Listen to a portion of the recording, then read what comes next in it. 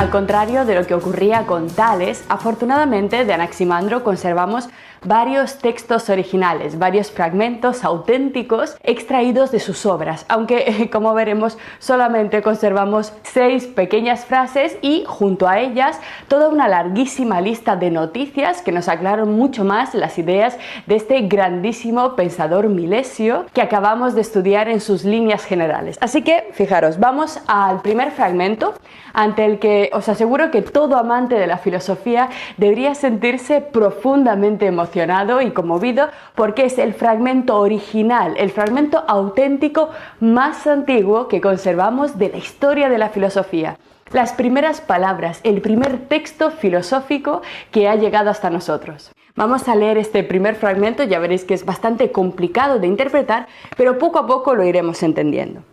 Nos dice literalmente Anaximandro: el principio de los seres es indefinido, apeiron, y las cosas perecen en lo mismo que les dio el ser según la necesidad, y es que se dan mutuamente justa retribución por su injusticia según la disposición del tiempo. Realmente complicado, parece casi un trabalenguas, y sin embargo veremos que es un texto muy importante en el que realmente se están planteando las bases de una teoría física, de una teoría perteneciente al ámbito de la filosofía de la naturaleza. Nos dice en primer lugar Anaximandro, como podéis ver, que el principio de los seres es indefinido. Ya hemos visto que por principio los griegos se referían bien al principio temporal o al principio material de las cosas. En este caso, Anaximandro hace referencia al principio material, a la base material de los seres, o lo que nosotros también hemos llamado sustrato subyacente y también arjé.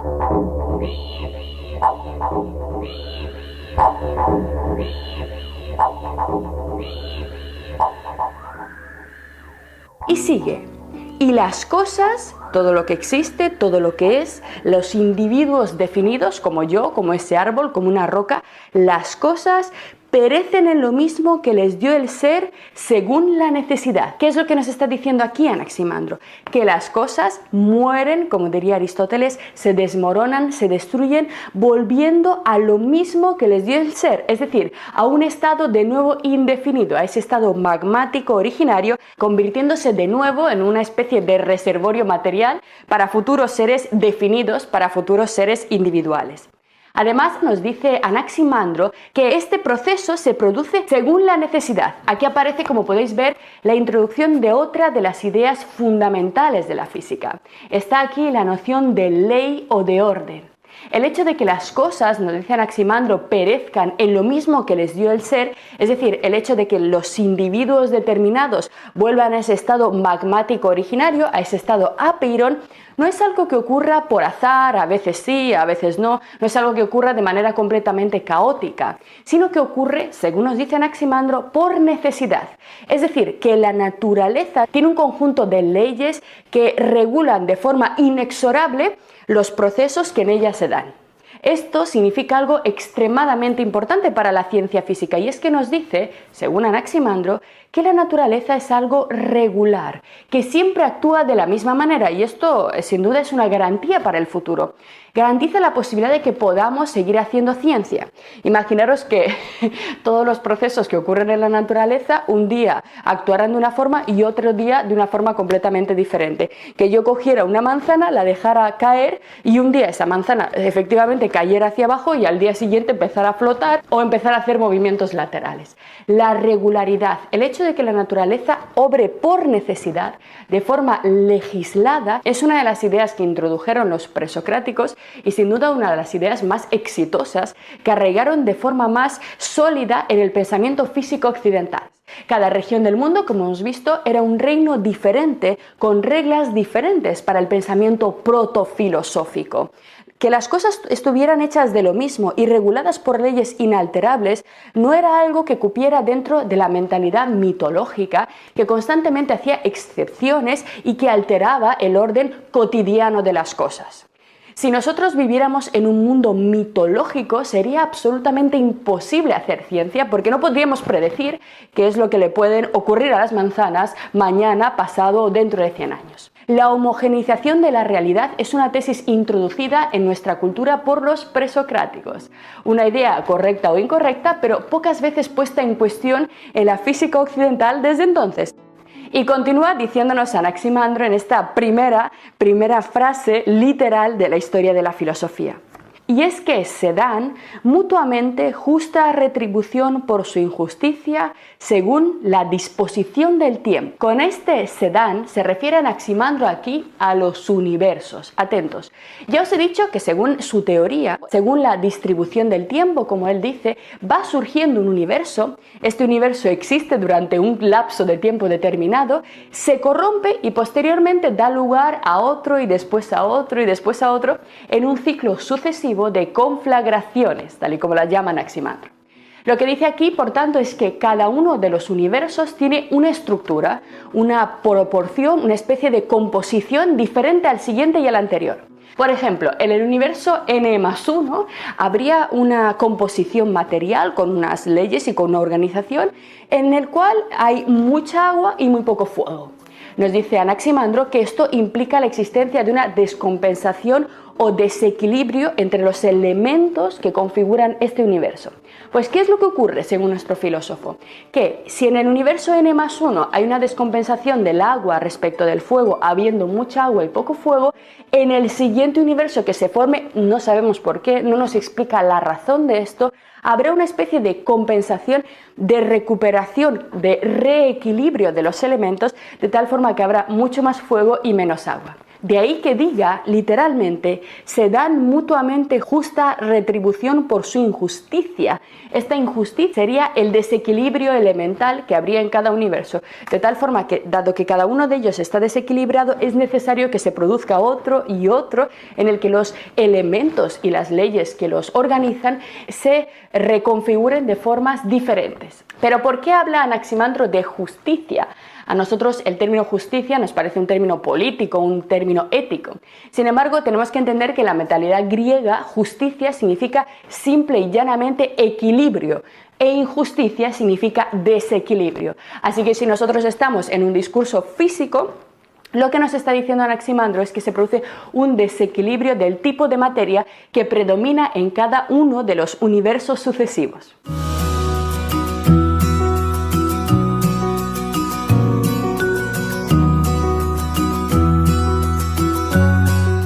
Vayamos ahora al segundo fragmento original que conservamos, que vais a ver es diminuto.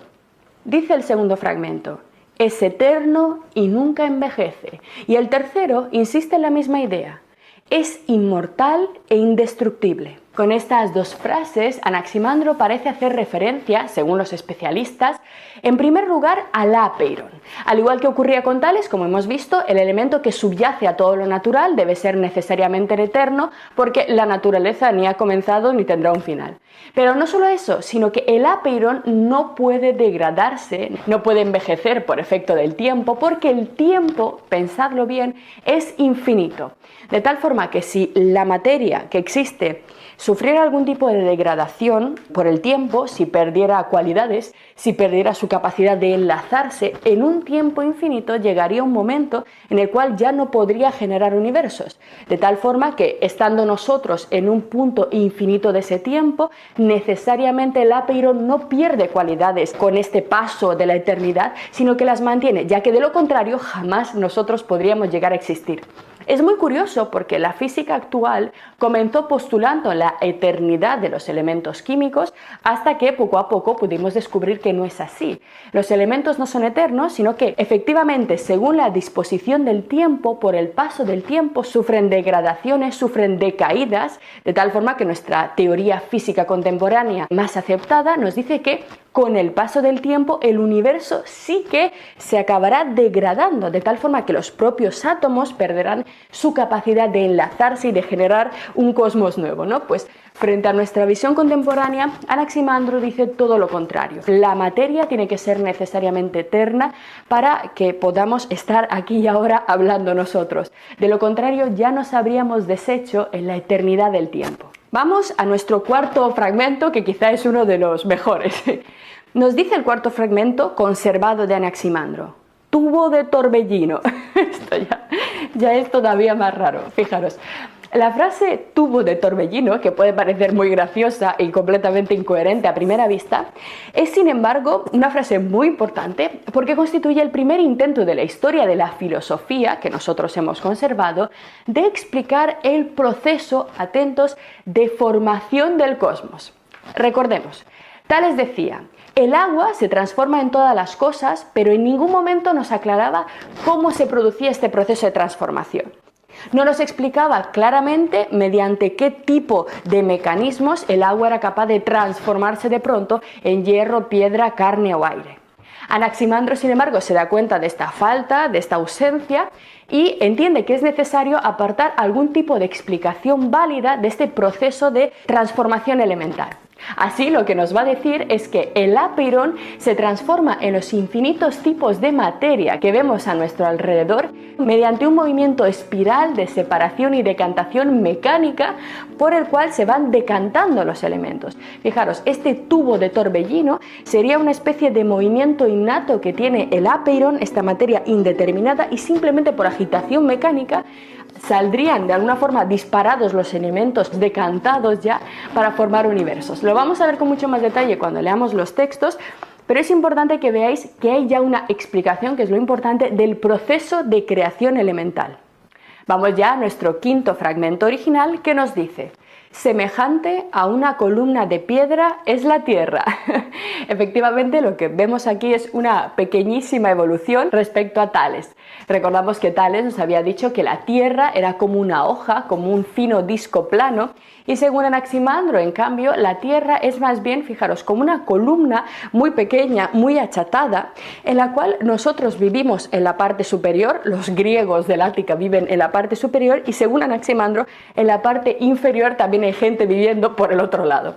Todavía no tenemos una Tierra esférica, en el caso de Anaximandro faltan todavía unos 100 años para que los griegos descubran la esfericidad de la Tierra, pero bueno, hemos avanzado un poco más, ya no es un disco fino, sino un cilindro muy achatado.